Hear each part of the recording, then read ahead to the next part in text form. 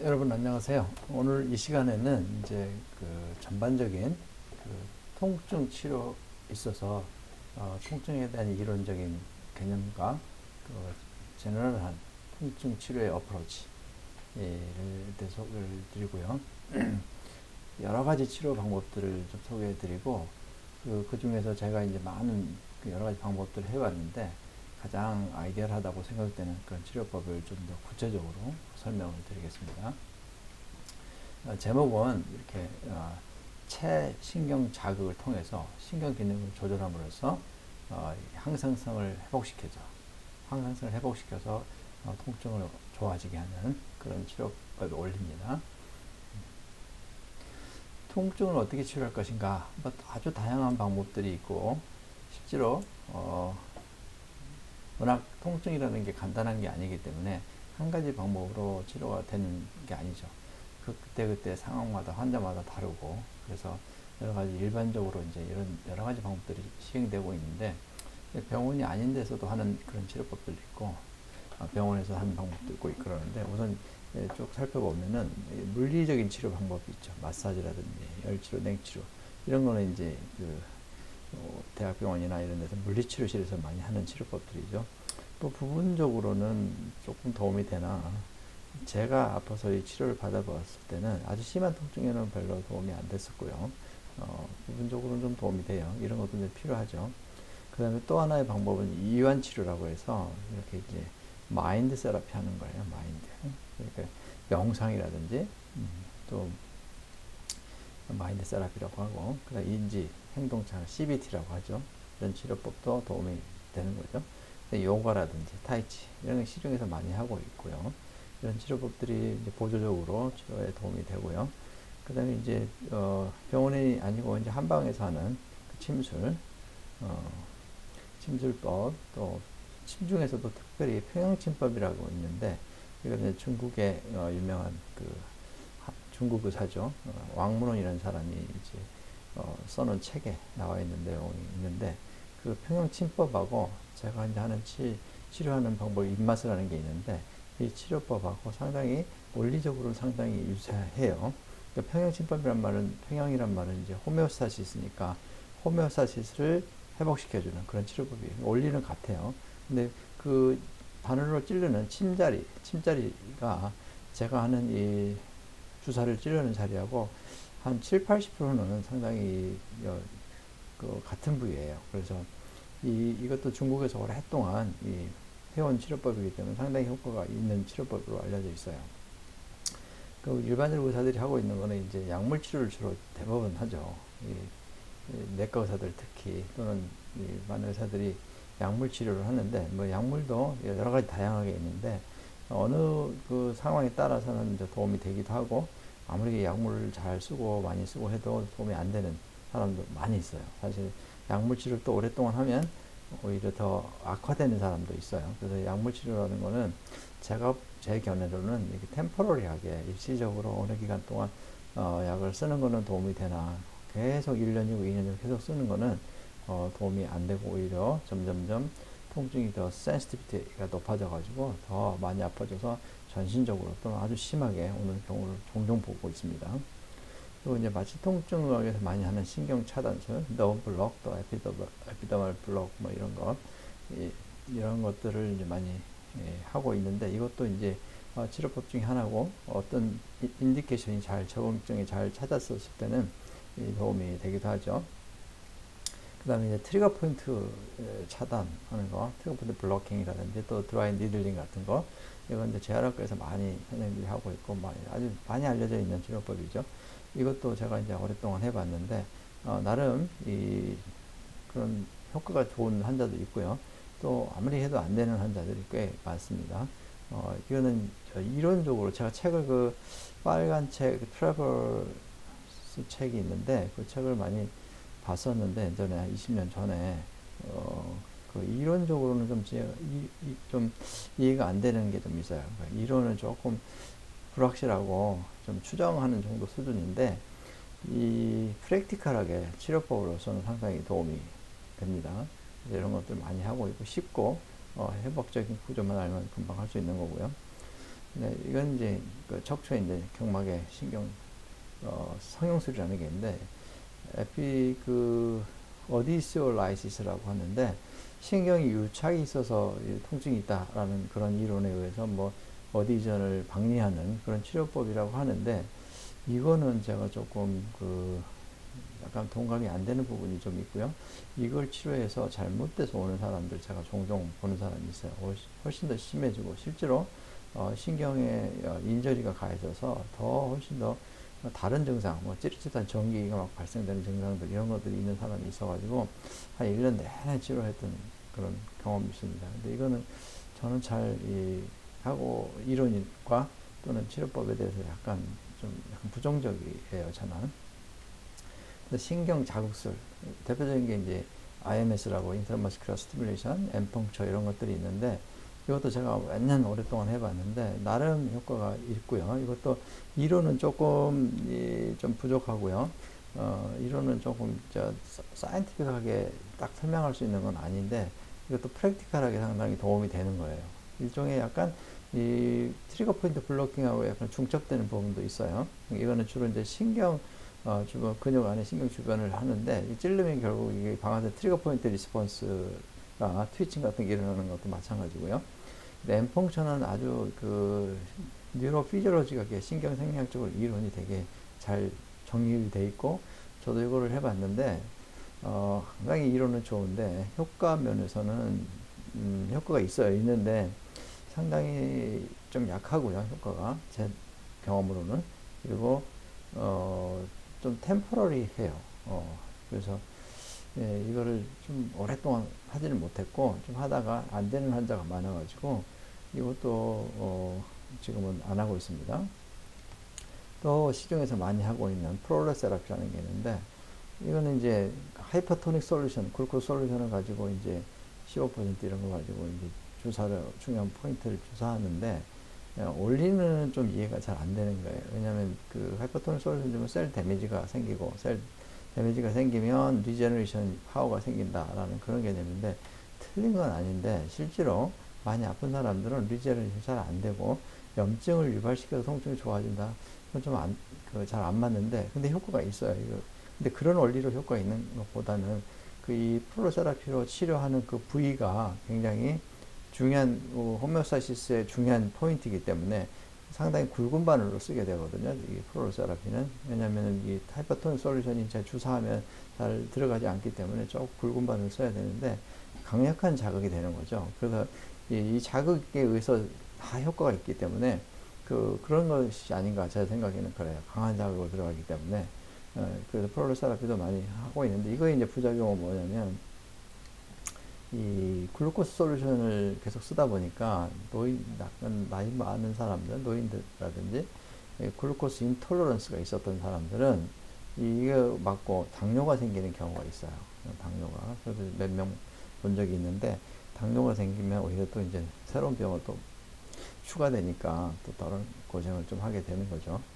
그 다음에 이제 바이오펑처라는 게 있어요. 바이오펑처라는 거는 우리나라에서는 잘 안 하고 있을 때 제가 이거 자료는 가지고 있는데 이것도 이 엠펑처처럼 이렇게 바늘로 찌르는 거예요. 찌르는데 요거는 액을 넣는 거예요. 주사액인데 어떤 액이냐. 약을 넣는 게 아니고 동종요법이라고 여러분들 들어보셨는지 모르겠는데 호메오패시는 물에다가 어떤 약초 같은 또는 무슨 물질을 희석을 해요. 계속 반복적으로 희석을 하면 그 약효가 실제로 물 안에 분자가 존재하지 않는데도 불구하고 그 물의 클러스터링 때문에 그 효과가 있는 게 에너지 치료법이거든요.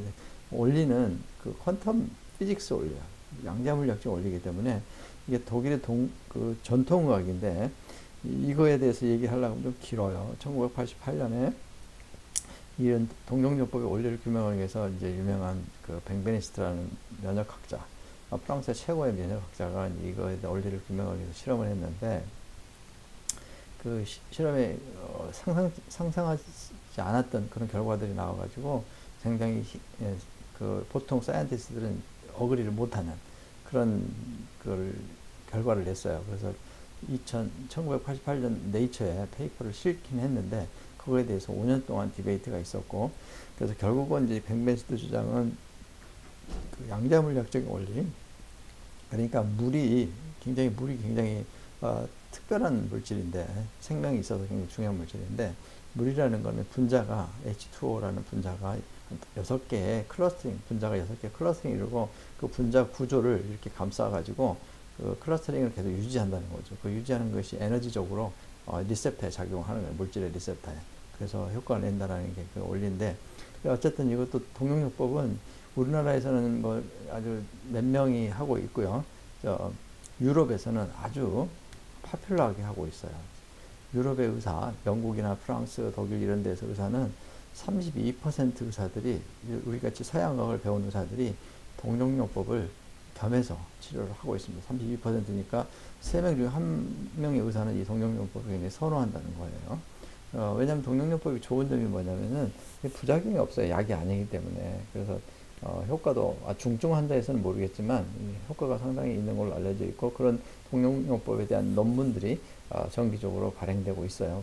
아주 유명한 호메오패시 그 논문들이 있는데, 저한테도 몇 권 가지고 있는데 나름 굉장히 과학적이에요. 여러분들 서양의학만 배우신 분들은 미국에 대해서 굉장히 부정적이고 뭔지 모르기 때문에, 저도 처음에 그랬어요. 처음에 20년 전에는 동력요법에 대해서 도대체 이게 뭐야, 그 말이 돼? 뭐 이렇게 생각했었는데, 실제로 이론을 보면 나름 한 의학의 하나의 한 큰 파트를 해당된다고 볼 수 있어요. 그리고 이런 방법들을 다 제가 이제 공부도 해보고 해봤는데, 제가 이제 해본 거 제일 좋아하는 치료, 지금도 많이 하고 있고, 원리적으로도 이론적으로 너무 좋고, 그래서 이거를 이제 하게 되는데, 입마스라는 치료법이에요. 나중에 입마스에 대한 원리에 대한 얘기를 좀 잠깐 드리고, 이거 이론적인 걸 말씀드리고, 실질적으로 어떻게 하는지 좀 뒤에 부분에서 말씀드리려고 그래요. 그럼 이제 우리 몸에서 일반적으로 항상성 조절이다. 호메오스타시스를 유지하기 위해서 우리 몸 신체가 기능을 하잖아요. 그게 항상성을 유지하기 위해서 하는 조절하는 센터가 있는데, 그게 브레인이죠. 그 브레인 중에서 특히 우리 브레인의 층을 세 층으로 나눌 수가 있어요. 제일 아래층이 있고, 중간, 그다음 제일 상위 레벨 층이 있는데, 상위 레벨은 우리가 알다시피 콜텍스고, 중간은 미드 브레인이고, 가장 아래층에 있는 거는 레틸리안 브레인이라고 그래요. 레틸리안, 파충류내라는 거죠. 파충류는 거기까지만 가지고 있는 거예요. 그러니까 파충류가 생명을 살아가는데, 먹고 뭐 배설하고 그냥 뭐 잡아먹고 이런 거 하는 것만 하는 기능을 가지고 있는 뇌가 레틸리안 브레인인데, 그게 우리 사람 같은 브레인 스템이에요. 브레인 스템. 하이포탈라무스 밑으로, 그 밑으로 다 그 브레인 스템. 이게 이제 항상성 조절하는 센터인데, 그러니까 브레인이니까 이 페리페랄 우리 티슈를 조절하려고 그러면, 장기를 조절하려고 그러면 신경학적으로 너브 와이어 네트워크로 되어 있죠. 신경이 다 분포하고 있으니까 신경을 통해서 조절하는 게 85%로 조절한다는 거예요. 또 하나는 혈액을 통해서, 호르몬을 통해서 조절한다는 거죠. 그 다음에 또 하나는 이 에너지적인 신호를 통해서 조절한다는 게 한 약 15% 정도는 거예요. 이거를 이제 보이지 않는 거기 때문에 여러분들 잘 익숙하지 않고 이걸 잘 안 믿겠지만, 미국의 유명한 정형외과 의사가 있어요. 로버트 베커라고. 이분이 노벨상 노미니까지 가신 분이에요. 왜 그랬냐면, 이분이 전기적인 신호를 줬을 때 세포가 재생되는 걸 이제 임상에서 실제로 적용해서 성공한 케이스들이 많아요. 예를 들면 이 정형외과 의사니까 프랙처를 치료를 하는데, 어떤 환자는 이 유년이 잘 안 되는 그런 환자를 많이 보게 되죠. 그런 환자를 치료하는데 어떻게 하면 유년이 잘 되게 할까 고민하는데, 이 사람은 이제 이런 일렉트릭 메디신, 일렉트릭 메디신을 공부를 해가지고 커런트를 걸어주는 거예요. 그 프랙처 사이트에 커런트를 걸을 때 이온의 이제 이동이 생기잖아요. 그러면 이 재생이 빨리 일어난다는 거를 많이 환자들한테 적용을 해서 성공을 많이 했어요. 그래서 굉장히 이분이 했던 그런 업적이 되게 많은데, 그래서 에너지적으로 내 몸이 컨트롤 되는 것도 하나의 중요한 역할이고, 그게 한 15% 정도의 임팩트를 가지고 있다라는 거죠. 그리고 이런 이제 우리 몸이 항상성을 조절하기라는 건 무슨 뜻이냐면, 외부의 환경에 어떤 이상이 생기면, 어떤 변화가 생겼을 때 그걸 인지하잖아요. 인지하면 중추신경계에서 우리 몸을 거기에다 반응하는 거예요. 그 반응하는 그런 방법이 이제 3가지 경로를 통해서 일어나는데, 다음 슬라이드에 이제 보여드릴게요. 그 중추신경이 이제 장기 기능을 조절하는 그런 효과적인 패스웨이가 있어요. 이제 호메오스태틱 브레인이 그걸 다 조절하는 건데, 첫째, 하이포탈라무스, 피트유터리 아드레널 액시스, 호르몬을 통해서 일어나는 거죠. 그 다음에 브레인스템의 이제 부교감 신경을 통해서, 특히 부교감 신경 우리가 이제 브레인 스템에 있는 그 도달 모터 뉴클리어스라든지 이게 배갈 뉴런 컴플렉스가 있어요. 그 메들라에 있죠. 그 다음에 교감신경도 마찬가지예요. 교감신경이 센터가 있는 RVRN이라고 있는데, 거기서 교감신경을 통해서 우리 몸의 교감신경, 부교감신경을 통해서 호르몬을 통해서 내 몸의 전체적인 호메오스타시스를 유지하는, 조절하는 그런 역할을 한다는 게 이제 이렇게 2017년에 트렌드 인 몰레큘러 메디신, 굉장히 높은 임팩트 있는 저널이에요. 여기에 이제 잘 설명이 잘 돼 있어요. 이 슬라이드는 뭐 익숙하게 많이 보셨겠지만, 이제 이 많은 통증의 원인이라는 거는 기본적으로 통증은 언더라잉 패솔로지의 원형 염증이에요. 염증이 없는 상태는 통증이 일어나지 않아요. 그래서 염증인데, 그 염증이라는 과정은 뭐라고 그랬어요? 우리가 호스트 디펜스 메커니즘이라고 그랬어요. 내 숙주가 어떤 녹셔선 자극이나 어떤 해로운 물질에 의해서 노출이 됐을 때, 그거를 인지를 하지 않으면 그거에 대해서 손상이 일어나니까, 인지를 하면 거기에다 반응을 하는데, 인지하는 그 센서가 첫째로 신경이라고 했어요. 그 신경 중에서 센서리 뉴런이에요. 센서리 뉴런이 가지고 있는 쭉 파이버가 페리페랄 다 퍼져 있죠. 그 퍼져 있는 그 센서리 뉴런의 마지막 터미널에 있는 리셉터가 있어요. 그 리셉터가 센서인데, 그 리셉터가 바로 노시세타라고 해요. 이 노시세타라고 그러는데, 노시세타는 이것만 따로 제가 나중에 한 30분 정도 이거에 대해서 좀 따로 자료를 마련해서 강의를 하려고 해요. 굉장히 이제 뉴로사이언스적인 문제이기 때문에 여러분들이 익숙하지 않고 임상하는 사람이 잘 몰라요. 그냥 이름만 알지, 여기 기능이 어떻게 해서 액션 포텐셜이 생겨서 신경이 전달되는지에 대해서 요게 여러 가지 리셉터들이 있어요. 이렇게 리셉터는 이렇게 리셉터들이 굉장히 많잖아요. 폴리모달 리셉터. 그래서 여러 가지 물질뿐만 아니라 물질적인 거 다, 또는 압력, 또는 템퍼러처, 애시드 강도, 뭐 이런 것들 다 인지하는 거예요. 모든 변화를 다 인지한다는 거죠. 그랬을 때 인지하고 나면 여기에 대해서 반응을 하는 게 바로 뉴로제닉 인플라메이션인 거예요. 반응할 때 어떻게 하냐? 이렇게 sabsan P, CGRP 이런 뉴로펩타이드를 만들어내는 거예요. 신경은. 그래서 노시세타에서 만들어내면 이게 혈관 투과성을 증가시키고, 이게 혈관 확장시키니까 인플라메이션의 사인, 이렇게 부종, 열, 발적, 통증, 기능장애가 생기는 5 카디널 사인이 생기는 거죠. 인플라메이션에. 이렇게 결과적으로 이렇게 되는 거죠. 이렇게 생기는 게 뉴로적 인플라메이션이에요. 뉴로적 인플라메이션을 모르면 어떤 질병을 반밖에 이해를 못해요. 그래서 첫 번째 중요한 게 뉴로적 인플라메이션이다. 염증의 하나의 패턴이. 또 하나는 여러분들이 잘 아시는, 이제 어떤 물질이, 나쁜 물질, 녹셔산 물질, 감염도 좋고 인절이도 좋고 뭐 어떤 게 생기면, 이 우리 몸에 인네이트 이뮨셀이죠. 인네이트 이뮨셀, 천천 면역세포들이 가지고 있는 톨라크 리셉터가 있어요. 이렇게 톨라크 리셉터가 이걸 인지한단 말이죠. 그걸 인지하면은 얘네들이 반응을 하니까 여기서 뭐가 나오냐? 사이토카인, 인플라메이터 미디에이터들이 이렇게 나오게 되죠. 이런 게 나오면 염증이죠. 뭐. 이렇게 조직에 염증이 생기는 거죠. 이렇게 인플라메이션이라는 게 두 가지 패턴으로 나타난다. 근데 이 모든 염증은 동시에 일어나요. 동시에. 이 두 가지가 다. 근데 이제 조직에 따라서 어느 게 이게 더 도미넌트하냐, 이게 도미넌트하냐, 차이에 의해서 질병이 패턴이 달라지는 거죠. 예를 들어서 뉴로제닉 인플라메이션만 거의 도미넌트하게 나타나는 그런 병이 대표적인 게 마이그레스 헤데이크고 파이브로마일자 이런 거예요.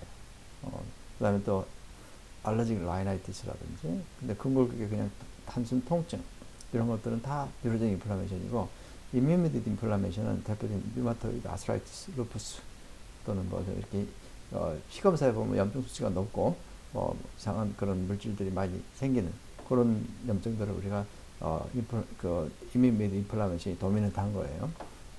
예를 들면 천식 같으면은 이 두 가지가 반반이에요. 반반. 소리아틱 아스트라이티스도 반반이에요.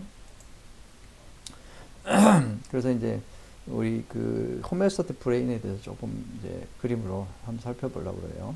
예. 감각신경의 네트워크 통해서 감각신경이 우리 몸의 호메오스타시스를 어떻게 조절하는가에 대해서 이거를 이제 그림으로 이제 설명을 드릴 건데, 어떤 어떤 질병에서 신경을 자극을 통해서, 감각신경을 자극을 통해 가지고 그 호메오스타시스 기능을 하는 브레인에 신호를 줘서 우리 몸의 호메오스타틱 펑션을 리세팅하는 거예요. 리세팅. 그래서 항상성이 정상으로 돌아오게끔 하려고 하는 게 이 원리인데, 예를 들어서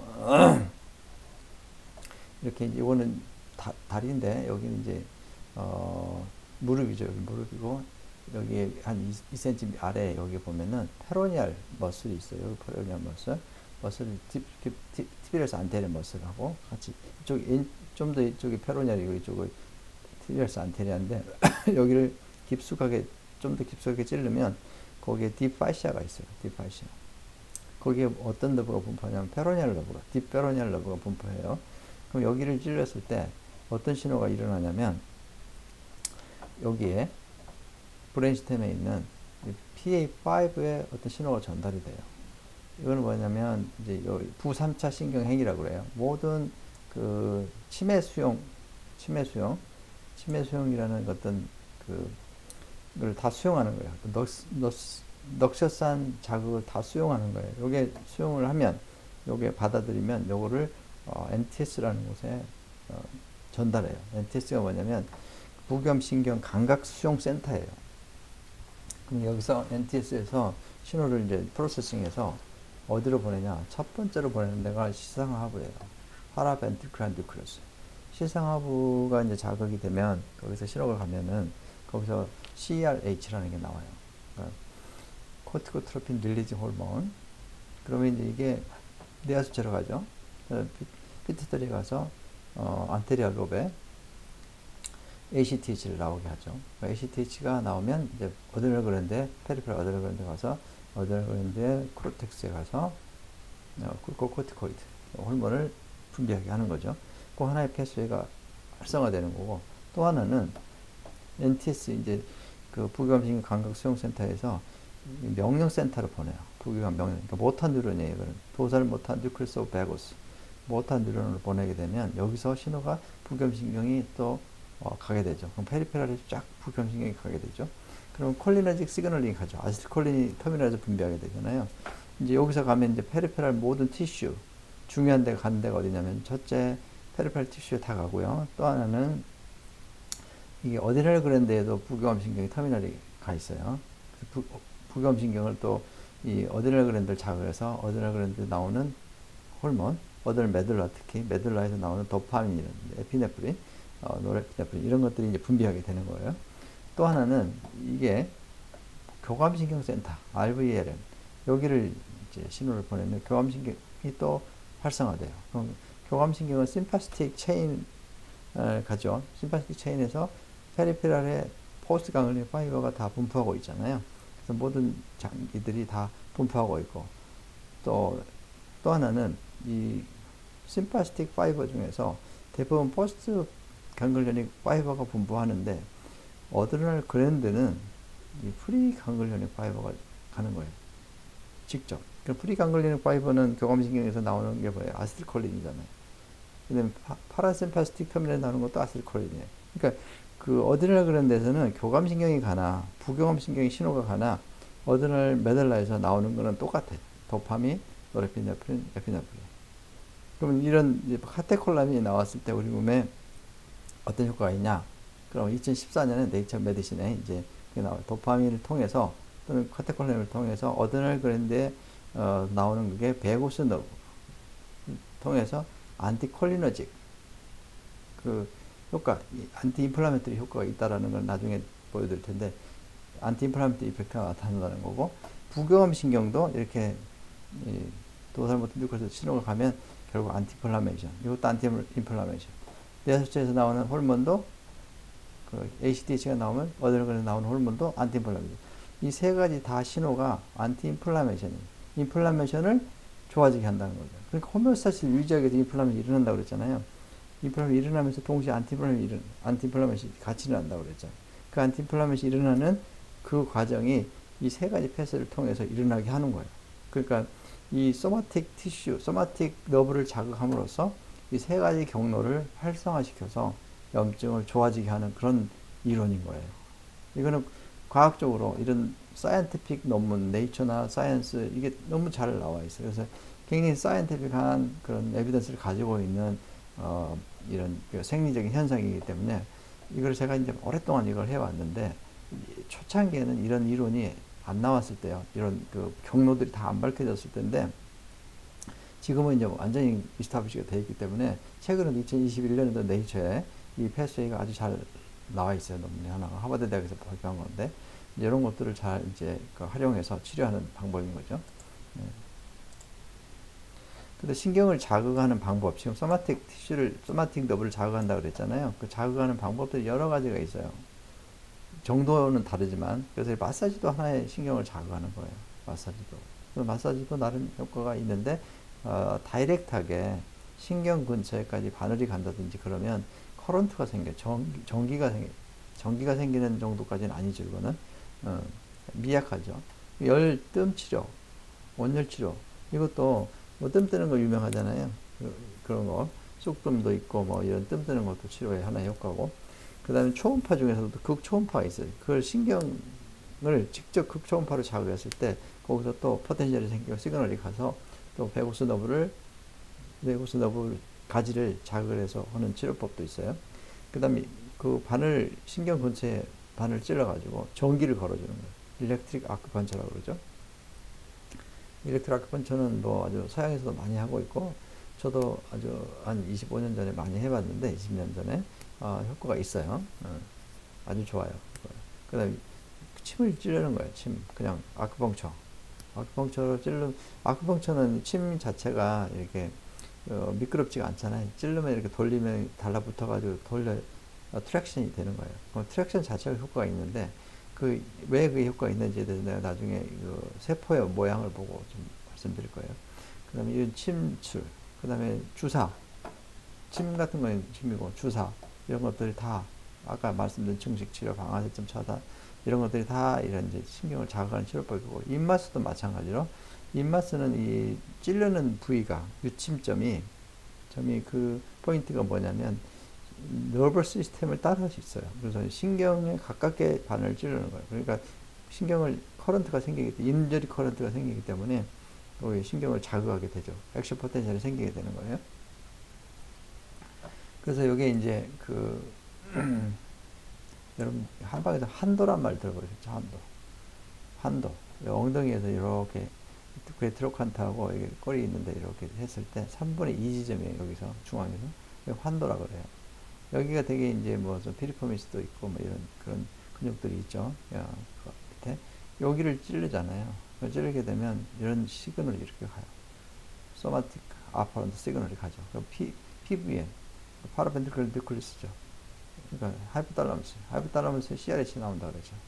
어드레널그랜드에서 ACTH가 ACTH가 나오면 어드레널그랜드에서 스테로이드 호르몬들이 나오는 거죠. 이 스테로이드 호르몬 작용은 어떠냐? 스테로이드 호르몬은 작용 우리가 약으로 쓰잖아요. 항염증, NF 카파빌 이니비션 하는 거고, AP1을 이니비션 하면서 사이토카인을 분비하는 걸, 인플라메 사이토카인을 분비하는 걸 억제하는 거죠. 이넥티베이션 시키는 거고, 또 하나의 메커니즘은 아넥신 A1이라는 게 있어요. 아넥신 A1. 이거를 액티베이션 시키게 되면 IL4라든지 IL10, 인플라메이션을 억제하는 안티인플라메이터리 사이토카인이 분비가 돼요. 그래서 이 글루코코티코이드의 역할이 항염증 메커니즘이 두 가지 여기서 생긴다는 거예요. 그러니까 한도를 찔렀을 때 스테로이드가 어떤 스테로이드 나오게 되고 그 스테로이드에 의해서 이런 항염증 효과가 나타난다는 거예요. 예. 또 교감신경계를 이제 지금 한도 찔러면 이제 여기서 NTS 아까 PA5에서 NTS로 가서 RVLM으로 시그널을 해서 교감신경을 활성화시킨다고 그랬잖아요. 교감신경에 이제 스파이널 버테브라에 파라버테브랄 강글련들 다 있잖아요. 골이 쫙 가면 그 시그널을 보내면 거기서 포스트 강글련익 파이버가 분포하죠. 포스트 강글련 파이버 빨간 거예요. 여기 강글련이 있으니까 거기서 포스트 강글련 파이버가 각각 페리페랄에 다 분포하고 있죠. 그러면 여기서 나오는 거는 노레핀네프린이에요. 교감신경의 이펙트가 나타나는 거죠. 근데 어드레널그랜드만은 이렇게 프리강글리온 파란색, 강글리온을 안 거치고 프리강글리온 파이버가 가 있는 거예요. 이렇게. 그러니까 아세틸콜린이 나오잖아요. 여기서는 아세틸콜린이 나와도 여기서 나오는 거는 카테콜라민이 나온다. 그리고 여기서 이 중요한 게 실리악 강글리온은 이렇게 심파스틱하고 소마틱 너브만 가 있거든요. 이게 싱글 실리악 강글리온은 여기 내장기관에 분포하는데 특히 스플린은 면역기관이잖아요. 물론 블러드 리저브도 하지만 면역세포들이 엄청나게 많아요. 세컨더리 림포이드 오르간 중에 제일 크죠. 그래서 면역세포들이 엄청나게 많은데 T셀도 있고 매크로파지도 있고 뭐 여러 가지가 있는데 이 스플래닝 너브의 터미널에서 소마틱하고 심파스틱만 있으니까 노레피네프린이 나와요. 노레피네프린 터미널에서. 노레피네프린은 어드레널 리셉터에 작용하게 되겠죠. 그 중에서 T셀이 베라2, 베라 아드레널 리셉터를 가지고 있어요. 베라, 이렇게. T셀이. 그럼 T셀이 이걸 받으면 얘는 활성화돼가지고 뭘 만드냐면 아세틸콜린을 만들어요. 아세틸콜린을. 2011년에 사이언스 페이퍼에 이런 T셀에 이런 기능이 있는 거를 이제 밝혀져서 사이언스에 발표된 적이 있어요. 그럼 T셀이 아세틸콜린을 만들면 아세틸콜린은 매크로파지가 가지고 있는 리셉터가 있어요. 그게 나이코틴 리셉터예요. 나이코틴 리셉터인데 매크로파지는 여러분들 알다시피 이제 뇌독소 LPS가 작용하게 되면 톨라크 리셉터 4가 있어가지고 인플라메이션을 확 일으키는 프로인플라메 사이토카인을 분비하게 되죠. TNF 알파라든지 IL6라든지 IL1 베라 같은 거 이런 걸 분비하게 되죠. 근데 이 나이코틴 리셉터에 아세틸콜린이 작용하게 되면 이 매크로파지에서 이 사이토카인을 만드는 거를 셧다운돼요. 그래서 이 교감신경이 이렇게 자극이 돼서 스플린에서는 이렇게 안티인플라메토리 액션이 생기는 거고 부신을 통해서도 카테콜라민도 이렇게 베라 아드레날 리셉터 작용하게 되면 안티인플라메토리 작용을 해요. 왜냐면 카파빌 이니비션 하기 때문에. 그러니까 교감신경은 부신을 통해서도 그 안티인플라메이션이 있고 스플린을 통해서도 안티인플라메이션 액션이 있어요. 그러니까 교감신경을 흥분시키게 되면 또 부교감신경은 어떠냐? NTS에서 아까 소마틱 시그널이 오면 NTS에서 DMV 도살모터 뉴클리어스에 시그널을 준다고 그랬죠. 부교감신경이 베거스 너브를 타고 다 내장기관에 다 가 있잖아요. 근데 실리악 강글리온에서 가지만 실리악 강글리온에서 여기 스플린에 가는 거는 심파스틱밖에 없다고 그랬잖아요. 소마틱하고 부교감신경 파이버가 없어요. 여기에. 그러니까 결국은 부교감신경이 흥분이 돼도 스플린에서는 노레피네프린이 나오는 거예요. 아까 교감신경 흥분하고 똑같이. 그러니까 이런 안티인플라메이션 액션이 똑같이 생긴 거고 또 부교감신경이 어드레널그랜드에 가 있어요. 어드레널 메들라에 특히. 메들라에 가 있는 거는 여기서 똑같이 아세틸콜린이 나오지만 여기서 노레피네프린이 나와도 노레피네프린이 아니라 아까 프리강글리온 파이버 심파스틱이 또 아세틸콜린이 나오고 부교감신경도 아세틸콜린이 나오잖아요. 그러면 카테콜린이 나온단 말이에요. 이거 똑같아. 아까 교감신경 흥분하나 부교감신경이 흥분하나 결과는 어드레널그랜드하고 스플린에서는 결과가 똑같아요. 그냥 안티인플라메이션인 거예요. 그래서 근데 여기서 아까 그 나이코틴 리셉터라고 했던 매크로파지에 있는 리셉터는 알파7 나이코틴 리셉터인데 요게 굉장히 중요한 리셉터인데요.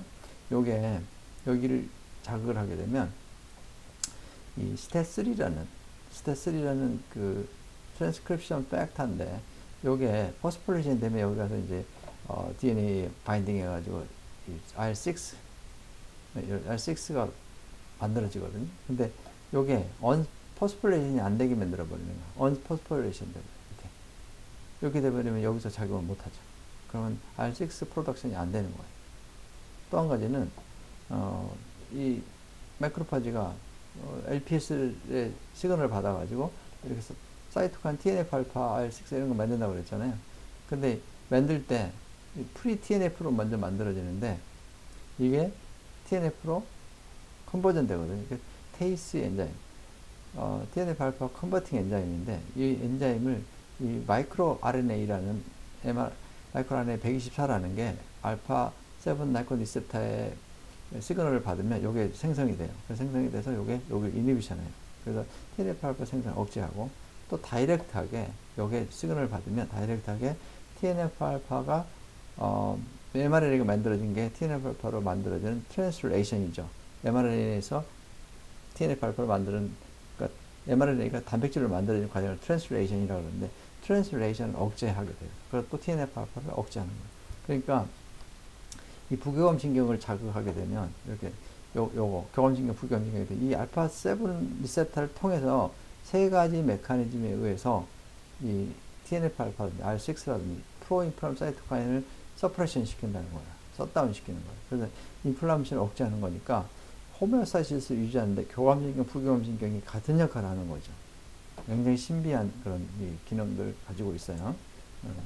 그러면 이제 이 미국에서 임상적으로 이렇게 프랙티컬하게 이 침이라든지 전기 침이라든지 이런 거 자극을 통해서 신경을 소마틱 너브를 자극을 통해서 어떤 질병을 치료하는 게 많이 지금 하고 있는데, 예를 들어서 이런 병들에서 많이 하고 있어요. 수술 후 회복하는데 굉장히 빠르고, 골관절염, 그 다음에 편두통, 관절통, 그 다음에 뇌졸중, 스트레스 후 증후군, 약물 중독 이런 데서 많이 사용되고 있어요. 이런 치료법이. 이 국립보건원에서 이 침술 치료를 받는 환자가 약 1,500만 명 정도 된다 그래요. 그래서 이게 이미 보건기구에서 침술 방법을, 치료 방법을 아주 승인을 했어요. 미국 통증학회라든지 국립보건원 대체연구소, 그 다음 세계보건기구에서 침술을 하나의 치료법으로서 공식적으로 승인을 했어요.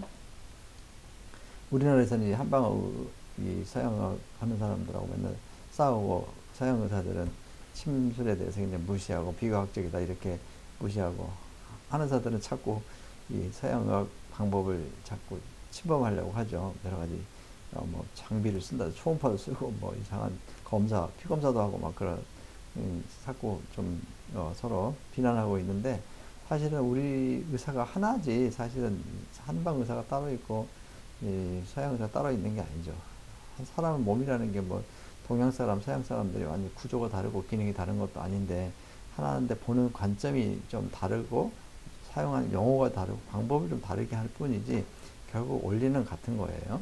그래서 저 같은 개인적인 생각은 이걸 통합할 수 있어야 되고, 서양 의사들도 배운 사람도 이런 이 동양의학적인 개념이나 이런 치료법에 대해서 좀 이해가 필요하고요. 동양의학 하는 사람도 서양의학의 단점과 장점을 잘 파악을 해야 돼요. 근데 그런 게 좀 부족하고, 우리나라는 두 편으로 나눠가지고 싸움만 하고 있는데 좀 안타깝죠. 신경 자극 조절이 효과가 검증된 질병들, 그러면 이렇게 여러 가지 좋은 페이퍼 이렇게 다 나와 있어요. 나와 있는데, 관절염은 아주 대표적으로 이런 자극 치료 필요해요. 류마티스사들은 근데 이거 잘 익숙하지 않고 모르죠. 왜? 이런 거 배운 적이 없죠. 그리고 류마티스 학회나 또는 류마티스를 공부한 사람이 이걸 아는 사람이 없죠. 그러니까 가르치지 않으니까, 배운 적이 없으니까 이런 신경 자극을 통해서 관절염이나 통증을 치료한다 그러면 굉장히 생소하고 뭐 이상한 짓거리 한다고 그렇게 얘기를 들은 적도 있어요, 제가. 그래서 저는 굉장히 이렇게 과학적인 사이언티픽 논문을 통해서 이론적으로 무장이 되어 있고, 방법도 굉장히 사이언티픽하게 하고 있는데, 이걸 모르니까 말로 간단히 설명할 수가 없어요. 이게 굉장히 내용이 복잡하기 때문에 이거를 이해하고 나면 과학적이다 라고 생각할 수 있죠.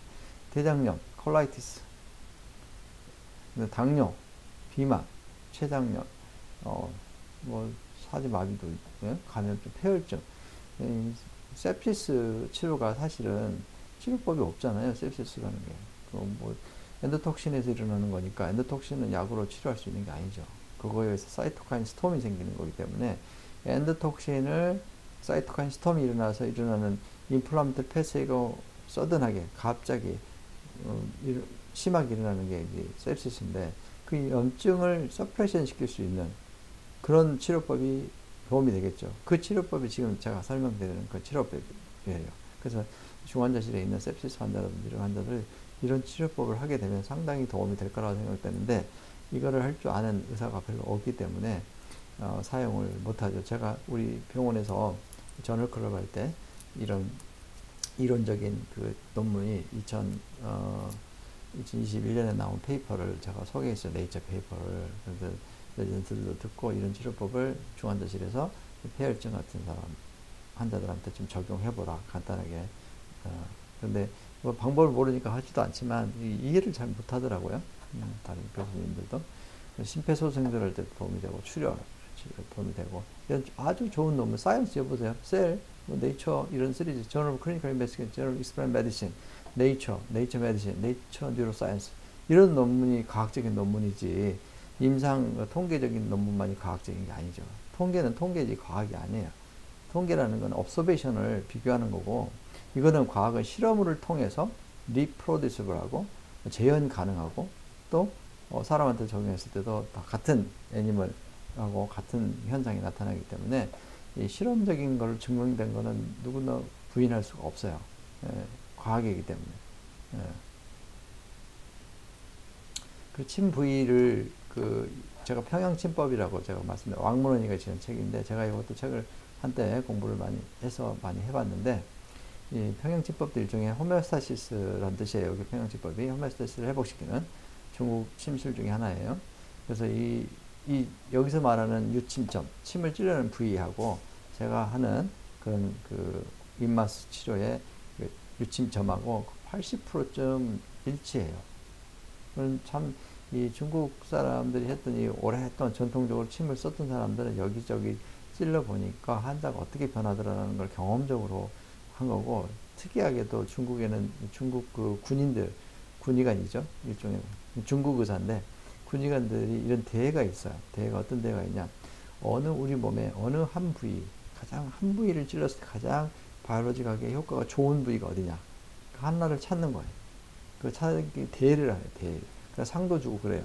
그래서 그런 것들이 쭉 찾아져 많은 부위가 찾아졌겠죠. 그런 것들을 다 모아놓은 게 이 24개 포인트. 그러니까 가장 중요한 부위가 있어요. 그걸 호메오스타틱 포인트라고 그래요. 물론 그거와 유사하게 효과가 있는 부위 또 프라이머리 호메오스타틱 포인트, 세컨더리, 터셔리 이렇게 호메오스타틱 포인트가 이 레벨에 따라서 이렇게 우리 몸에 도처에 있는 거예요. 주로 신경해부학적인 뉴로아나토미칼한 부위에 따라서 있는 거예요. 예. 그 침술의 효과라는 게 여기 지금 이 세포를 이렇게 그려놓은 게 있어요. 이게 피에타 코프리라는 사람이 1991년에 세포를 이렇게 그려요. 우리가 세포 이렇게 안 그리잖아요. 이게 세포의 핵이고. 근데 신기하게도 이 티슈, 세포를 싸고 있는 바깥의 티슈죠. 이런 게 뭐냐면 이렇게 연결되어 있는 게 있어요. 이렇게. 핵 안에까지. 여기 인테그리티예요, 인테그리티. 그러니까 바깥에 침을 찔러가지고 여기서 확 돌리면 트랙션이 되죠, 트랙션. 잡아당겨요. 요게 핵 안에까지 시그널이 가는 거예요. 그 침의 원리가 그런데, 그래서 침의 원리가 이렇게 반을 찔러가지고 콜라제네이즈를 여기다 처치해버리잖아요. 그 침의 효과가 안 나타나요. 콜라겐 분해 효소를 줘버리면. 그러니까 이 침을 찔러서 탁 돌렸을 때 그 콜라겐이 녹아버리니까 이 트랙션이 안 일어나거든요. 또 하나는 이 아주 유명한 이분은 이제 란제빈이라는 이분 지금 NIH에 있어요. NIH. 이분 내분비내과 의사이기도 하고요. 신경과도 공부를 했더라고요. 근데 이분이 옛날 버먼트 대학에 있을 때 제가 이분의 논문들을 많이 봤었는데 한참 2007년 이렇게 막 나와 있었죠. 16년도 나왔는데 이분은 그 침을 연구하신 분이에요. 서양 의사인데 침을 어떤 기계를 만들어 가지고 바늘을 찔렀을 때 돌리는 걸 아주 스탠다이제이션 해가지고 침의 효과를 표준화해가지고 침 찔리는 강도를 표준화해가지고 조직학적인 어떤 변화를 본 거예요. 커넥티브 티슈 파이브로라스트가 어떻게 반응하는지를 보는 거예요. 그런 것들을 논문에 실었는데 이렇게 그래서 이게 효과가 뭐냐 이 인테그린을 통해서 파이브로라스트를 사이토스켈레톤을 리모델링 시킨다는 거예요. 리모델링 시켜가지고 효과가 나타나는 거에도 조직학적으로 저널 셀 피지올로지도 나타나 있죠. 그래서 이 메카니컬한 스티뮬레이션이 진 익스프레션에 영향을 주는 거예요. 인테그린을 통해 가지고. 그래서 요거에 한때 관심이 있어가지고 이분 하는 걸 좀 논문을 많이 찾아봤는데 아주 흥미로운 거예요. 침의 효과를 굉장히 과학적으로 증명하려는 서양 의사들이 되게 많아요. 우리나라 사람은 전혀 굉장히 거부감을 가지고 있는데 또 한 가지 이제 어떤 침을 바늘로 찔렀을 때 어떤 효과가 있는지에 대해서 하나의 메커니즘 중에 하나가 족삼리 아까 말한 안테티비얼 머슬 안에 있는 그런 부위 ST36이라고 그래요. 족삼리라 그래요. 무릎 바로 아래에 있는 거. 여기를 찔렀을 때 세포 바깥으로 아데노신이 나오는 거. 아데노신이 나오면 진통 효과가 있어요. 아데노신. 예. 그래서 아데노신 수용체를 유전자를 제거해버리면 이 효과가 없어져 버린다는 거예요. 근데 아데노신 수용체를 통해서 K 채널이 열린다는 거예요. K 채널이 열리면 어떻게 돼요? 과분국이 되죠. 하이퍼폴라리제이션 돼요. 칼슘 채널이 차단되고 K 채널이 열리니까 액션 포텐셜을 생기지 못하게 해버리는 거죠. 그러니까 안티노시셉티브 이펙트가 있는 거예요. 그럼 너무 네이처 뉴로사이언스에 나와요. 예. 그다음 아데노신 수용체를 이제 아고니스트를 줬을 때 이거를 줬을 때 족삼리 자극하는 것 같은 효과를 나타낸다는 거예요. 예. 아데노신 리셉터를 자극했을 때. 예. 그래서 네이처 리뷰 드러그 디스커버리라는 논문에 나와 있어요. 이게. 이런 논문들이 과학적인 논문 아니겠어요? 전기침, 일렉트로 아큐펑처. 근데 일렉트로 아큐펑처는 이제 다른 점이 뭐냐면 그 일렉트릭 프리퀀시를 좀 다르게 조절할 수가 있어요. 예를 들어서 헤르츠를 이렇게 10Hz 이하로 할 수도 있고 100Hz 이상으로 할 수도 있고 고주파라고 그러고 이거 저주파라고 그러는데 이 고주파를 주느냐 저주파를 주느냐에 따라서 이 효과가 다르게 나타나는 거예요. 그러니까 이 아날지직 이펙트가 이제 오피오드 리셉터가 이렇게 있잖아요. 오피오드 리셉터가 뮤 오피오드 리셉터, 델타, 그 다음에 카파 이런 게 있잖아요. 이 오피오드 리셉터가 저주파를 썼을 때는 뮤 델타 오피오드 리셉터를 통해서 효과가 있는 거고 고주파를 썼을 때는 카파 오피오드 리셉터를 통해서 아날지직 이펙트가 있다라는 것이 이제 나와 있는 실험이 있어요. 그 주파수에 따라서 이렇게 이제 생겼는데 전기층 여기서 조절할 수가 있어요. 이렇게 찔러가지고 반을 찔러가지고 전기를 걸어주는 거죠. 그래서 고주파를 썼을 때는 이 신기하게도 메커니즘이 다른 거예요. 아까 우리가 부신을 통해서 항염증 작용이 있다고 했잖아요. 부신을 통해서 로우 프리퀀시를 썼을 때는 부신을 통해서 항염증 작용이 있는 거예요. 근데 저주파를 썼으면은 부신과 관계없이 후신경, 교감신경을 통해서 항염증이 나타나는 로우 프리퀀시 썼을 때. 이거 신기하게 좀 다르지만 어쨌든 결과는 항염증 효과가 있는 거예요. 강하게 헬스를 높여주거나 낮춰줘도 효과는 안티인플라메토리 액션이 있다라는 거예요. 또 부교감신경을 통해서 항염증 효과가 나타나는 경로들이 또 이런 게 있는데 엄지손가락하고 인덱스 핑거 중간에 있는 거 여기 있어요. 여기가 이제 그 슈퍼피셜 레디얼 러브가 있는데 협곡이라고 그래요. 합곡. 동양어에서 합곡이라고 그러고 이걸 LI4라고 그러는데 LI4가 뭐냐면 라지 인테스틴 포인트 4란 말이에요. 그러니까 대장혈이에요. 대장혈자리인데 여기를 바늘로 찔렀을 때는 이렇게 시그널이 가서 여기를 내려서 도살모트 뉴클리스를 통해서 베구스 너브 이펙트가 있는 거예요. 베구스 너브 효과가 이렇게 어드너 그랜드 스프린의 효과가 나타나는 안티인플라메 액션이 있는 거죠. 또 사이틱 너브를 자극했을 때 ST366 사이틱 너브의 브랜치가 하나가 이제 페로니알 너브니까 페로니알 뒷브랜치 자극했을 때 이렇게 해서 아까 NTS를 통해서 도살모트 뉴클을 통해서 똑같은 효과가 나타난다는 거죠. 이게 이제 케빈 트레시라는 분이 파블로프하고 이 케빈 트레시라는 분이 콜리너직 안티인플라메토리 패스웨이를 처음 규명하신 분이에요. 이분이 아주 대단한 뉴로 서전이면서 이뮤놀로지스트면서 일렉트릭 메디신의 아주 대가인데요.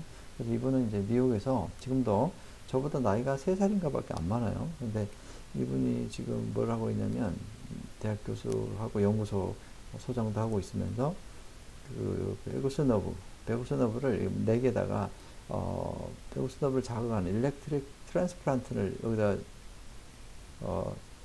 픽스신 시켜가지고 전기를 지속적으로 자극을 주는 거예요. 베구스 너브. 그래서 류마티스 관절염을 치료한다는 거예요. 이게 우리 류마티스 선생님들은 이해가 안 되죠. 그렇지만 이런 패스웨이를 이분이 규명하고 그런 걸 시도해서 류마티스 관절염을 치료하고 있어요. 얼마나 잘 되는지는 제가 보질 않아서 모르겠는데 효과가 전혀 없으면 안 하겠죠. 근데 하여튼 안티인플라메토리 패스웨이를 액티베이션 시킨다는 거죠. 자, 비장신경 스플래닝 너브 얘기했죠. 스플래닝 너브는 말씀드렸지만 소마틱 그 다음에 심파스틱 컴포넌트밖에 없다는 거죠. 그러니까 에피네프린, 노르에피네프린만 나오는 거예요. 거기서. 비장에서는 그래서 이렇게 노르에피네프린이 나오면 T셀에 노르에피네프린 리셉터, 아드레날 베타2 아드레날 리셉터에 바인딩하면 여기서 아세틸콜린이 나오고, 아세틸콜린은 매크로파지에 있는 나르코틱 리셉터 작용해서 LPS의 영향을 받아가지고 TNF 알파 같은 걸 만들어내는 걸 못 만들게 만든다는 거죠. 안티플라메터리 액션이 있고, 이게 T셀이 아세틸콜린을 만든다라는 거를 뉴럴 시그널을 통해서 만든다라는 거를 사이언스 2011년에 발표된 논문이에요. 이쪽 분야가 그 뉴로이뮨 인터랙션, 뉴로이뮨 모듈레이션을 통해서 인플라메이션을 치료한다는 그런 주제인데, 이게 최근 한 10년 동안 굉장히 하이라이트예요. 근데 이쪽에 관심이 있는 분들은 한번 공부를 해보시면 아주, 앞으로 제가 볼 때는 앞으로 10년, 5년 내지 10년 안에는 이 치료법이 굉장히 주도적으로 염증 치료에 많이 사용될 거예요. 약물만이 아니고 전부가 아니고, 이거는 이제 좋은 점은 부작용이 없기 때문에 이거를 상당히 활용할 수 있어요. 저는 이미 오래전부터 하고 있는 치료법이고, 상당히 제가 볼 때는 좋은 치료법이에요. 부작용이 없고. 요게 바로 최근에 이제 나온 논문이에요. 이게 뭐냐면, 하버드 대학에서 나온 거예요.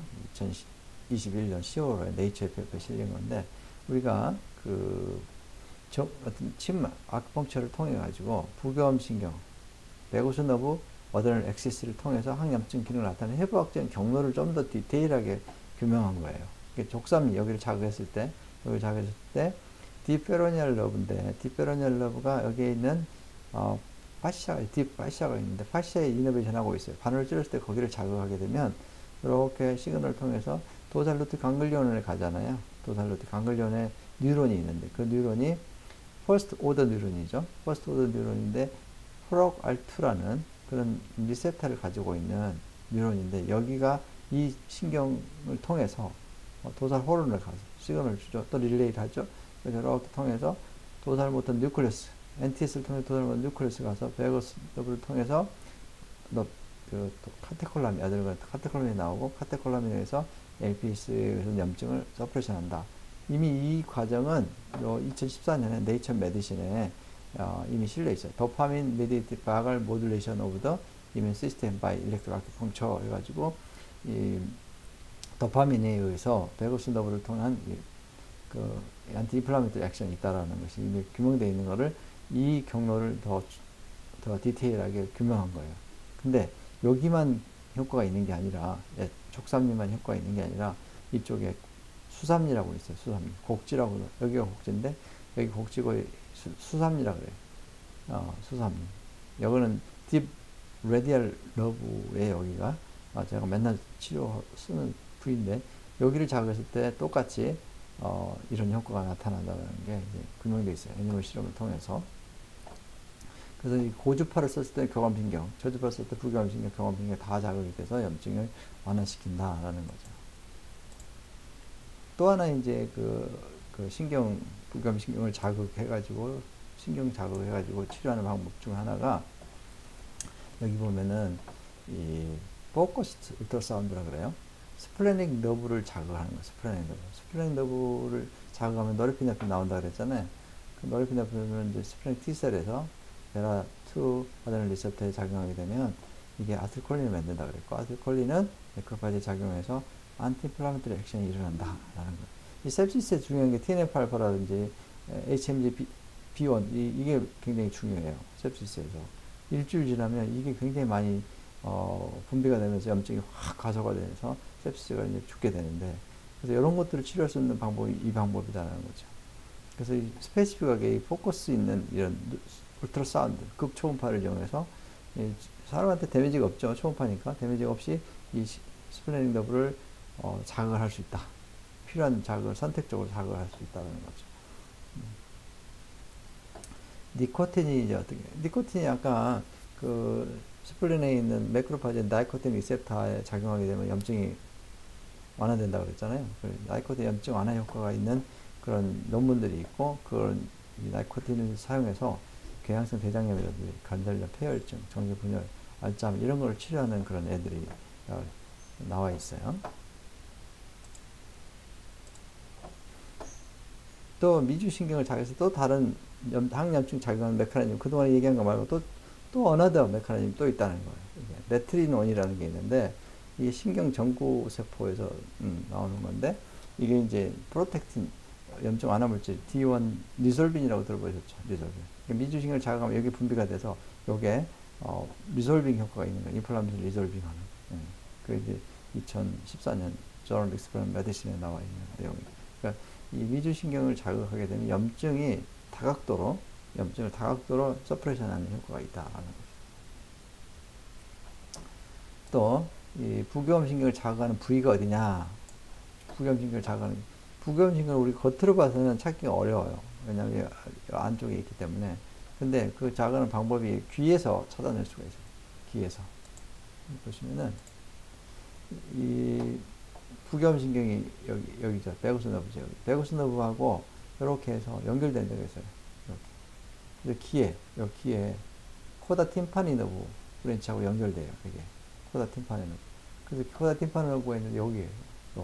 귀 안쪽에 콩카 있는데 이 부위를 바늘로 찌르면 부교감신경이 자극이 되는 거예요. 네. 귀가 사실 침에서 치료법으로 굉장히 중요한 부위인데, 이것도 이제 엠펑처에서 굉장히 중요하거든요. 엠펑처에서 여기를 많이 사용하게 되는데, 어쨌든 그 엠펑처 말고도 이렇게 귀침이라고 그래가지고 여기를 베거스 너브를 자극하는 부위로서 활용할 수 있는 부위다. 귀침은 굉장히 유명한 프랑스의 의사가 이제 상당히 많이 정리해 놓은 게 있어요. 오히려 유럽에서 이 기침을 많이 하고 있는데, 그 다음에 아까 합곡이라고 여기 찌르면 이게 교감신경, 부교감신경을 통해서 항염증 효과를 나타낸다라는 게 마취과 저널에 2012년에 나와 있어요. 엔도톡세미아가 리살 엔도톡세미아가 있는데 서바이벌을 증가시킨다. 여기를 찔렀을 때.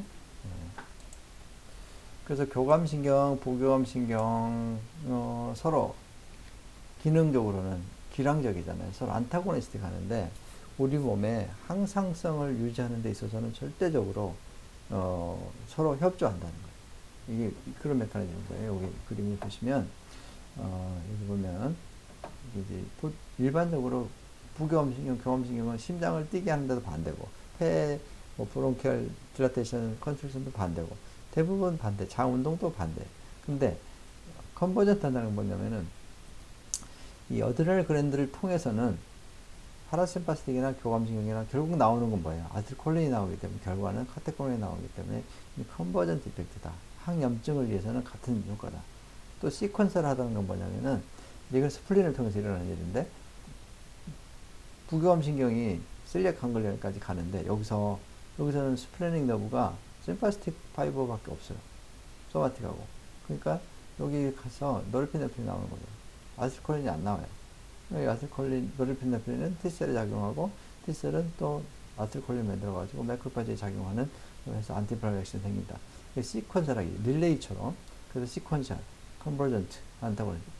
그러니까 이 재밌는 게 교감신경, 부교감신경 분명히 반대되는 역할을 하는데 이 호메오스타시스를 유지하는 인플라메이션을 완화시키는 데 있어서는 같은 역할을 한다는 게 너무너무 신비해요. 이게 우리 몸에서. 그래서 교감신경, 부교감신경에 대한 이 작용을 예전에는 몰랐는데 이런 걸 이제 알게 되면서 정말 신비하다는 걸 많이 느꼈어요. 우리 임상가는 어떻게 해야 되냐? 임상가들은 이 부교감신경 자극술이 간질이라든지 잘 치료 안 된 간질, 우울증 치료에 FDA 승인이 됐대요. 베거스 너브 스티뮬레이션 하는 게.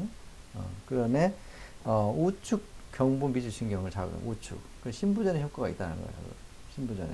임상 2단계에서 시험에 인정을 받았고, 그 다음에 이런 바이폴라 디소다, 그 다음에 앵자이티 디소다, 알츠하이머, 크로닉 리프렉터 헤데이크, 오베시티 이런 거에서 이 침술이 이런 효과가 있다라는 거예요. 예. 그러니까 류마티스 관절염 아까 말씀드렸지 그 케빈 트레이시가 하는 게 류마티스 관절염 경부 부위에다가 미주신경을 자극하는 그런 트랜스플란트를 달아가지고 자극을 하는 거예요. 그래서 RA를 치료한다라는 거예요. RA 염증을 어테뉴에이션 시킨다. 2016년에 PNASM 발표된 적이 있어요.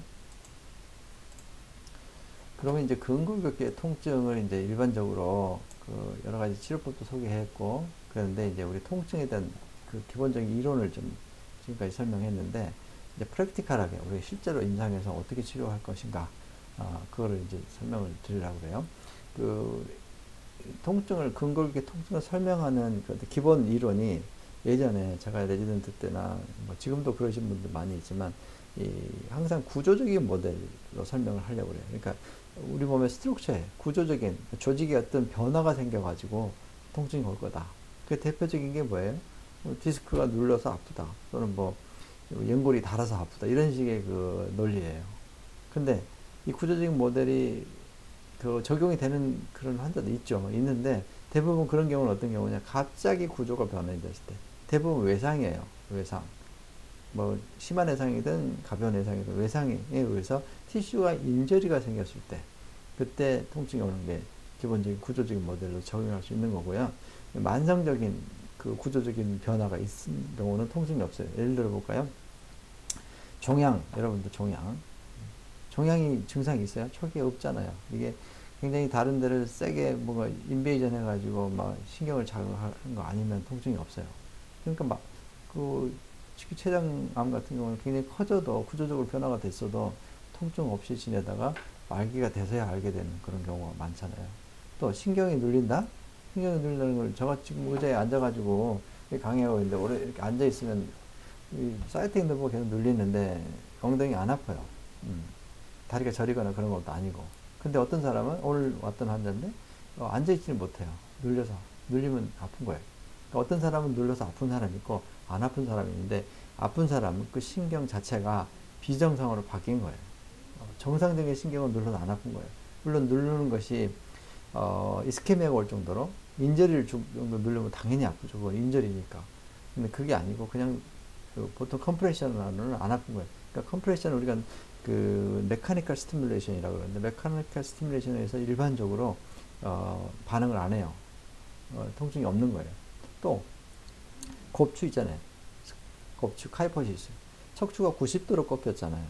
척추가 디스트럭션 돼가 90도로 꺾여도 이 사람은 안 아파요. 이렇게 구조가 많이 터무니없이 바뀌었는데도 안 아프단 말이에요. 또 예를 들어 볼까요? 소아마비. 소아마비도 골반이 엄청 삐뚤어져 있어요. 척추가 많이 휘어졌죠. 그래도 이 사람은 안 아파요. 소아마비 오래돼서도 안 아파요. 또 척추 측만증 아주 많아요. 우리 애들 둘 다 척추 측만증인데 허리 안 아파요. 척추 측만이라고. 근데 우연히 척추 측만증이 어렸을 때도 있었는데 허리가 아파서 가서 보니, 사진 찍어보니, 그전에 몰랐는데 척추 측만증이 있더라. 측만증 때문에 아프다. 이렇게 해버리면은 이제 이 환자는 큰일 나는 거죠. 이런 식의 그 치료가 종종 제가 많이 보게 되는데 정말 안타까워요. 이 구조적인 문제로 설명이 안 된다는 거예요. 통증이라는 건. 또 하나는, 옛날에는 그래서 구조적으로 사진 찍어가지고 이상이 없으면 이 사람 정신적으로 이상이 있어서 아픈가 보다, 깨병이다, 뭐 이런 식으로 했었어요. 아주 그 프리미티브한 그런 사고방식을 가지고 있을 때가. 근데 99년에 알렌 바스바이는 통증의 대가가 있어요. 지금도 연구 열심히 하시는 분인데, UCSF에 있는 교수인데, 몰레큘러 통증의 몰레큘러 패스웨이를 규명을 했어요. 피지올로직하게. 그래서 이 몰레큘러 패스웨이, 그러니까 일종의 통증이라는 것은 어떤 몰레큘러 패스웨이 이상인 거예요. 몰레큘러 페인이라고 그래요. 그래서 페인을 몰레큘러 페인. 그렇게 설명을 하고, 2003년에는 트렌드 인 뉴로사이언스라는 논문에 통증을 어떻게 보느냐, 보는 관점을 이렇게 설명하는 건데, 제가 그동안 말씀드린 호메오스타틱 이모션이다 라는 거예요. 호메오스타틱 이모션이 뭐냐, 호메오스타시스라는 걸 라는 게 뭐냐면, 특히 호메오스타틱 이모션이라는 말은, 우리가 배가 고프면 먹게 되잖아요, 자연적으로. 배가 고프다라는 게 호메오스타틱 이모션이에요. 또 목이 마르다. 지금 제가 목이 마른데 이 목이 마르다, 이런 것도 호메오스타틱 이모션이에요. 먹고 싶죠, 물을. 당연히 본능적으로 먹고. 통증이라는 것도 같은 급이란 거예요.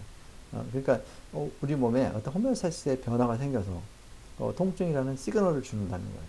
그걸 호메오스타틱 모델이라고 그래요. 여기에 지금 가장 저한테는 가장 그 이상적인 통증의 모델이라고 생각을 하거든요. 물론 그거는 그 뉴로 피지올로직한 모델을 다 포함하고 있는 거예요. 그래서 이제 단순히 구조적인 모델로 설명할 수 있는 거는 어큐트 인저리인 경우 빼놓고는 이걸로 설명하면 곤란하다는 거예요. 많이 오류를 범할 수 있다. 그런 스터디가 많이 있어요. 2001년에 에이널스 오브 인터널 메디신에 100명의 증상이 없는 성인 40대 이상 사람들을 척추 MRI를 다 했어요. 그랬더니 그 중에 100명 중에 80명이 디스크에 허니에이션이 있고 익스트루전이 있고 프로트루전이 있고 퍼퍼레이션이 있고 내로잉 있단 말이에요. 다 스파이널 스테노시스도 있고. 그런데도 불구하고 그 사람 통증이 80명이 없어요. 통증 80명이나 되는데도 그 사람 통증이 있는 게 아니란 말이에요. 그러니까 구조적으로 서서히 변화가 온 거는 통증을 일어날 수가 없죠. 어댑테이션이 되어 있기 때문에.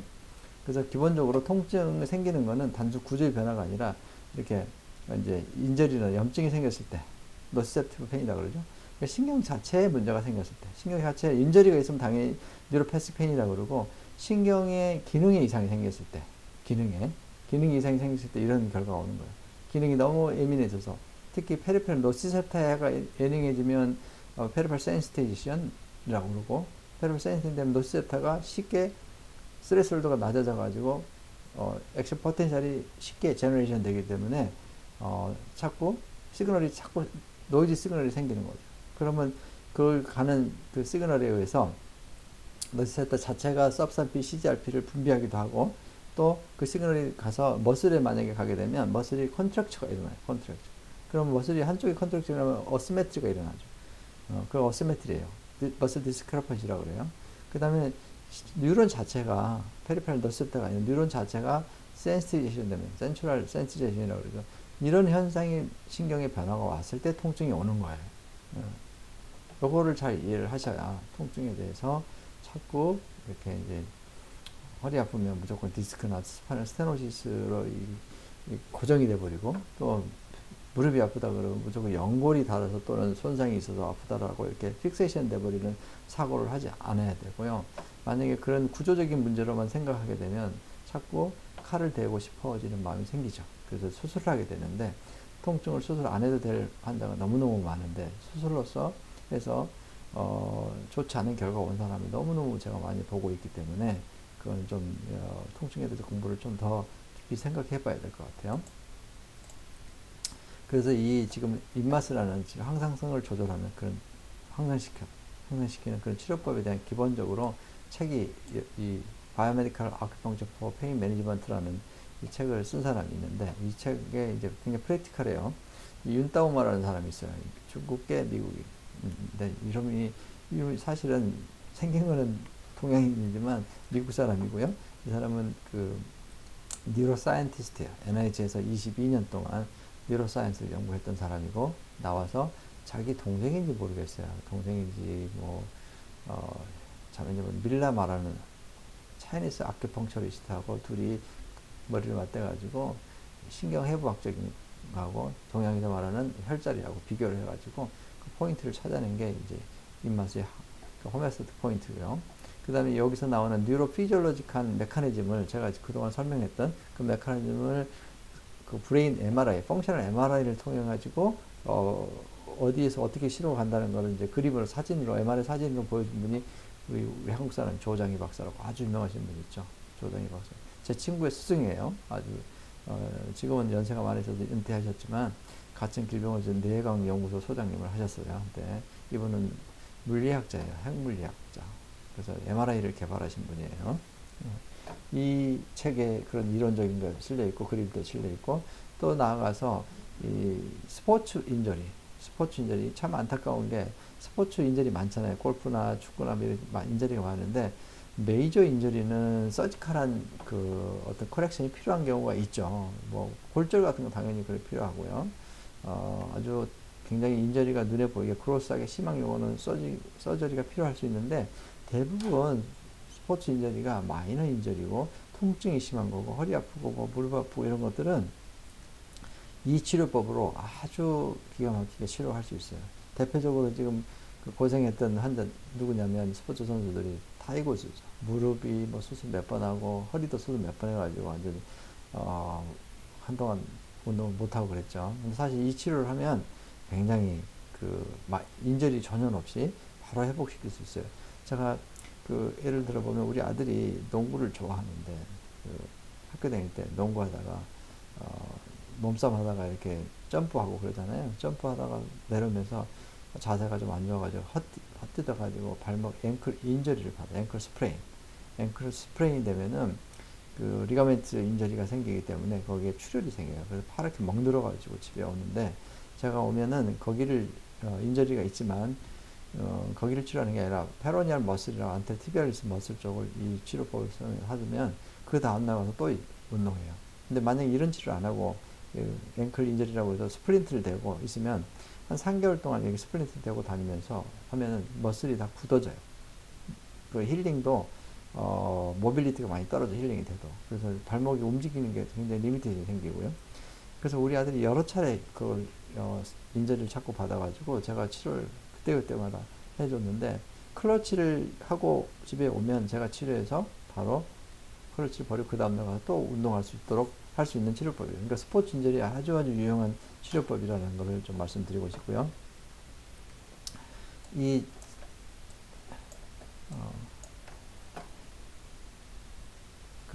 치료법은 이제 이렇게 어떤 그 포인트가 있어요. 그 포인트가 3가지 종류의 포인트가 있어요. 바늘로 찌르거나 주사로 찌르는 부위가 있는데, 그 부위가 첫 번째가 호메오스타틱 포인트예요. 호메오스타틱 포인트. 그 다음 척추 주변을 찌르는 파라버테럴 포인트. 그 다음에 이제 증상이 있는 부위 있죠. 증상이 유발되게 하는 포인트가 있어요. 증상이 있는 포인트가 될 수도 있고, 여기를 유발되게 하는 포인트도 있어요. 더 프록시말에 있는 경우가 많은데, 심토마틱 포인트라고 하는 거예요. 요 포인트를 이제 바늘로 찌르거나 주사를 하는 거예요. 근데 이 호메오스타틱 포인트는 그 통증 있는 부위에 관계가 없어요. 관계가 없이 이걸 무조건 기본적으로 하는 거예요. 근데 이 항상성 포인트라고 하는데, 이 포인팅이 눌렀을 때, 우리가 팔페이션 했을 때 통증이 심할수록 질병의 그 정도가 심하다라는 거예요. 그 다음에 이 항상성 기능이 그러니까 떨어져 있는 거예요. 더 많이. 그래서 이 항상성 기능이 떨어질수록 건강 상태가 점점 안 좋다. 회복력도 떨어져 있다. 그리고 면역 기능도 떨어져 있다. 그래서 이 호메오스타틱 포인트가 많고 통증이 심하다 그러면 이 사람은 자연 치력도 떨어져 있고 면역 기능도 떨어져 있고 항상성이 매우 밸런스가 안 좋다라는 거예요. 그러니까 회복력이 굉장히 떨어졌다라는 거예요. 그런 개념이에요. 그리고 이제 이 똑같은 포인트인데 바늘을 찌르면, 이것도 바늘을 찌르거나 그러면은 트리거 포인트처럼 반응을 해요. 그래서 트리거 포인트하고 비교를 좀 해봐야 되는데, 우리가 말하는 이 항상성 호메오스타틱 포인트하고 트리거 포인트하고 차이점이 뭐냐 그러면은, 우리는 신경 아나토미적으로 봐요. 그러니까 뉴로 아나토미칼 포인트를 가지고 말하는 거고, 트리거 포인트는 이렇게 근육의 근막 관점, 마이오파시알 관점으로 보는 거고요. 그 다음에 이 호메오스타틱 포인트는 감각신경 어디에든지 다 있어요. 근데 이거는 근막은 주로 이제 근육에 주로 있죠. 그리고 항상성 포인트가 점점 항상성이 나빠지면 이 포인트가 점점 많아지고 더 심해지고 건강 상태가 나빠지고, 트리거 포인트는 그거 관계없죠. 그리고 이거는 항상 포인트는 항상 대칭적이에요. 안 아픈 쪽도 해요, 무조건. 트리거 포인트는 대칭적인 거 관계없죠. 그리고 이 방아쇠점, 트리거 포인트는 우리가 말하는 항상성 포인트에 다 포함되는 거예요. 우리가 말하는 이 아크 포인트에 다 포함되는 거예요. 이 호메오스타틱 포인트나 이 포인트는 유동적이다라는 말은 무슨 말이냐면은, 이 치료를 하다가 좋아지잖아요. 그럼 점점 없어져요, 그게 포인트가. 그리고 점점 약해져요, 통증 정도가. 그래서 그 정도가 심한 거는, 아주 심한 거는 가만히 둬도 막 그 부위가 아픈 거예요. 활성화된 유치 포인트고, 수동탄을 눌렀을 때 아픈 거고, 잠복되어 있는 경우가 있어요. 눌러도 안 아파요. 근데 그 포인트가 중요해요. 이런. 전기 생리학적으로 특징이 뭐냐 그러면, 그 부위가 이 전압이 여기 측정해 보면 높아요. 스파이크가 일어나요. 요거가 이제 그런 걸 측정할 수 있는 기계를 가지고 있는데, 요 포인트를 갖다 대잖아요. 그러면 막 전압이 올라가면 소리가 막 나요. 예민한 부위, 그러니까 여기 전압이 높은 데는, 그러니까 이런 포인트는. 그리고 소음 전류가 계속 생겨요. 노이즈 시그널이 생긴다고 계속, 그 부위가. 그렇겠죠. 너스레프트가 계속 파셜 파이어링이 일어나기 때문에 노이즈가 생기겠죠. 그쪽 부위가 전류 측정 정도가 높게 나타나요. 전류가. 그리고 온도가 그쪽이 좀 높아요. 그리고 그 밑에는 근육이 뭉쳐 있어요. 약간 컨트랙처가 있는 거예요. 그래서 컨트랙처가 있으니까 더 누르면 더 아프죠. 컨트럭처라는 거는 머슬 파이버가 이제 줄어들잖아요. 그럼 그 사이사이에 있는 노시셉터가 밀도가 높아지겠죠. 그러면 그 노시셉터가 여러 개 눌리니까, 더군다나 이미 눌려 있으니까, 그 컨트럭처 때문에 통증이 누르면 아프죠. 팔베이션하면.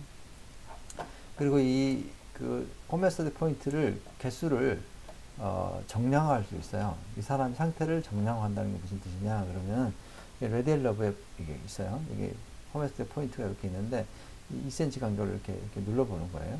여기 크리스에서 4cm 아래인데 여기를 눌러보면 여기도 아프다.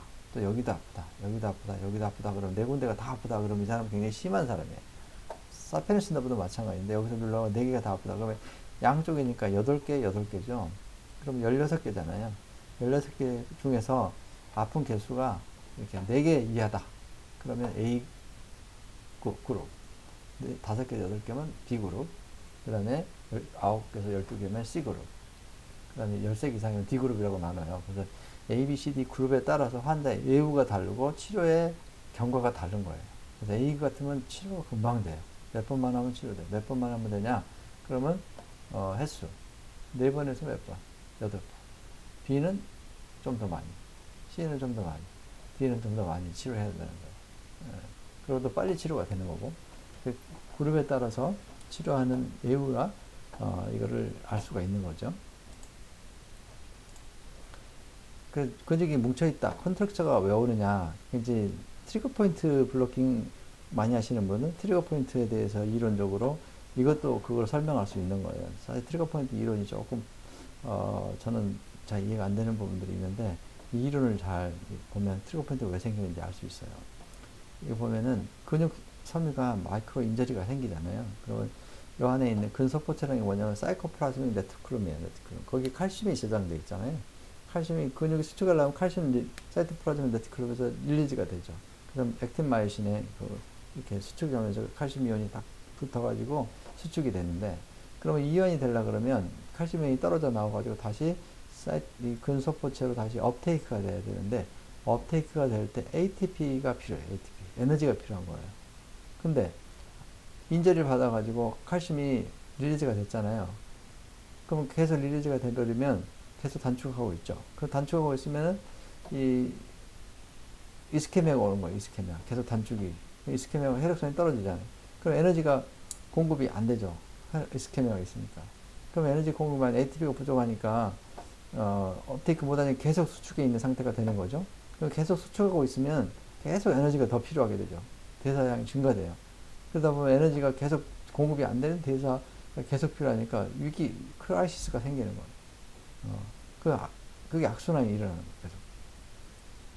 이래서 뭉쳐있는 상태가 안 풀리고 계속 뭉쳐있는 거예요. 그걸 컨트럭션이 아니라 컨트럭처 상태로 지속이 되는 거예요. 몇 개월이고.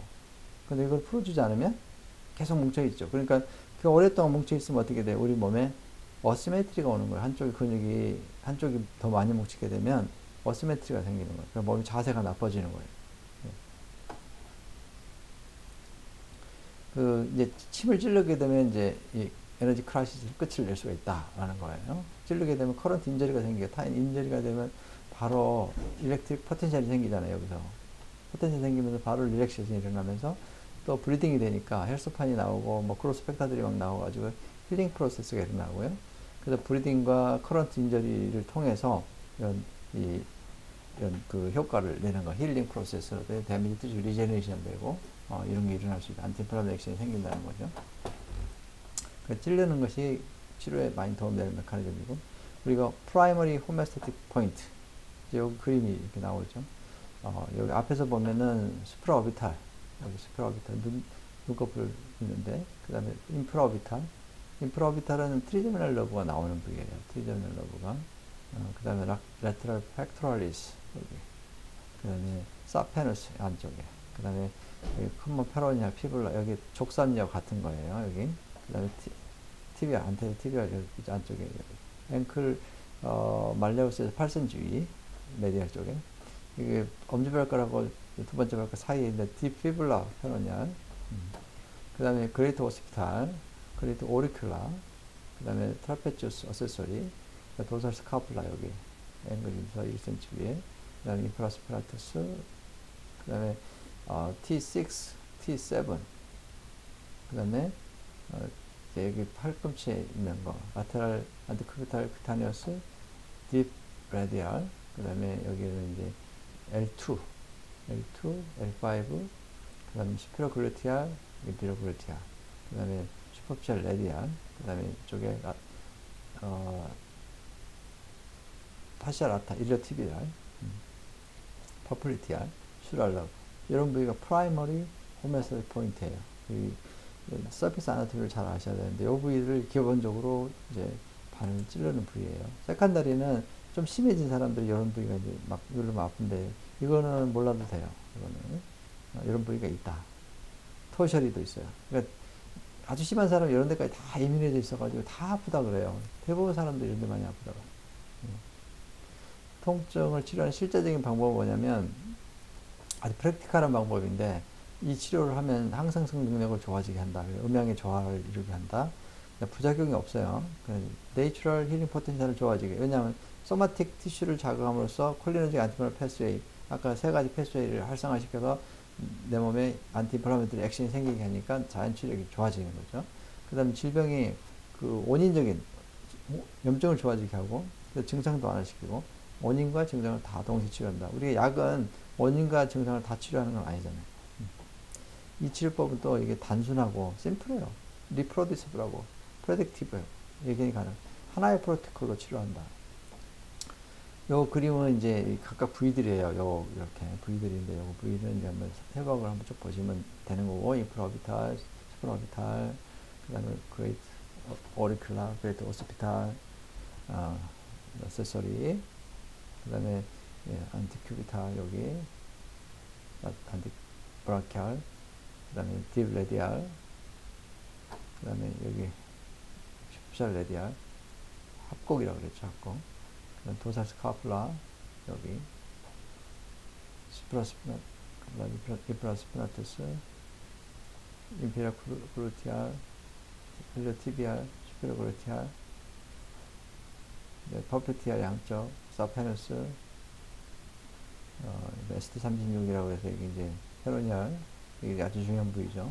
슈랄러브 뒤에, TBR, 여기 위에서 8cm 위에, 디페로니알,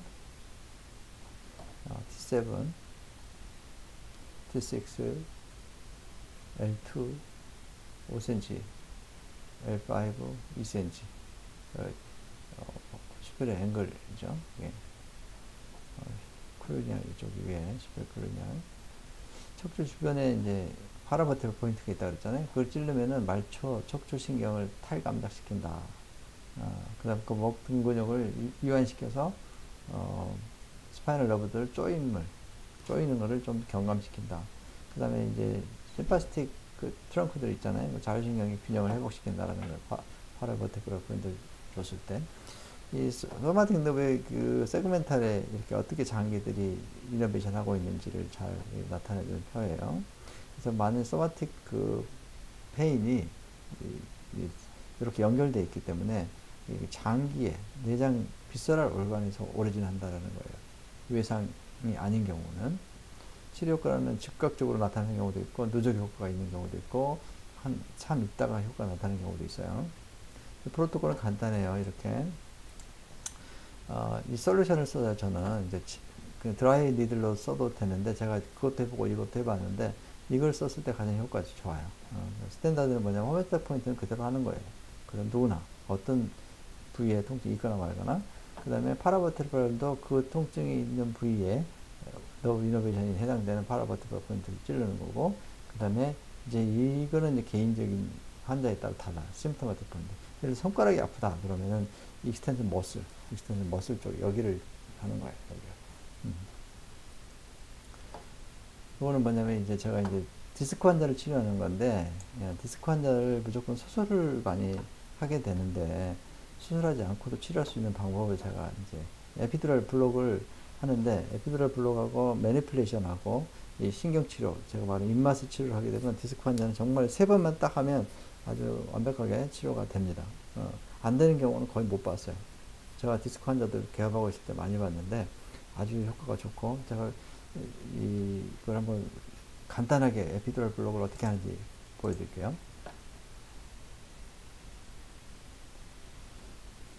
엎드려서 지금 하고 있는데, 지금 이게 이제 플런저 아큐펑션 니드를 가지고 트랙을 만드는 거예요. 그 들어가야 될 에피두랄 살짝 뚫어가지고 그 트랙을 만들어 놓고, 보통 우리가 니드를 쓰게 되면 휘어지기 때문에 원하는 방향 안 들어가는데, 트랙을 만들어 놓으면 바늘 찔렀을 때 원하는 방향으로 잘 들어가요. 제가 이거를 아주 많이 해서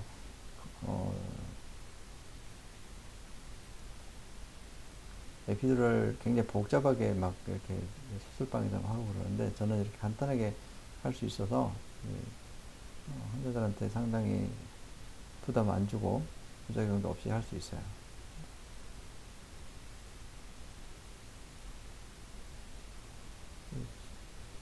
요거는 좀 그 옆에서 좀 옵서베이션이 필요하고요. 배우려면 감각을 좀 알아야 되는데, 간단하게 이렇게 이제 리도케인하고 믹스된 로마셀라 믹스된 걸 주고, 그다음에 이제 트리암신을 20ml 정도 써요.